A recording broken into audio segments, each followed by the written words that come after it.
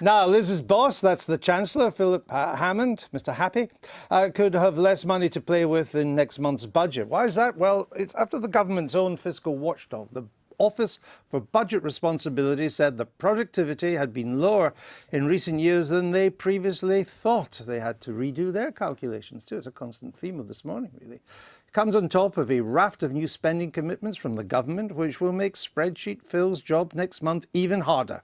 Emma's been looking at the black holes in both the party's spending plans. That's right, Andrew. Yesterday, the Independent Office for Budget Responsibility downgraded their recent productivity forecasts.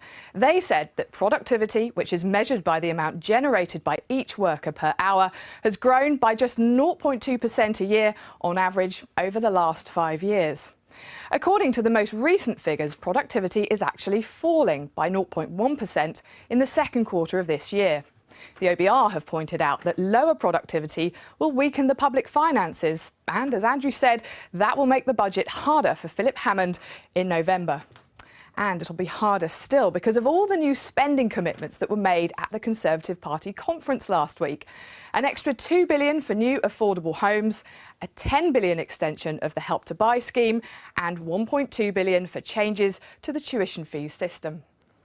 And yesterday, the Health Secretary, Jeremy Hunt, said that the pay cap in the NHS has been scrapped. And don't forget, after the election, the Conservatives committed an extra £1 billion of funding for Northern Ireland as part of their deal with the DUP. And after his last budget in March, Hammond had to U-turn on his plans to raise Class 4 national insurance contributions on self-employed people at a cost of £2 billion in lost revenue.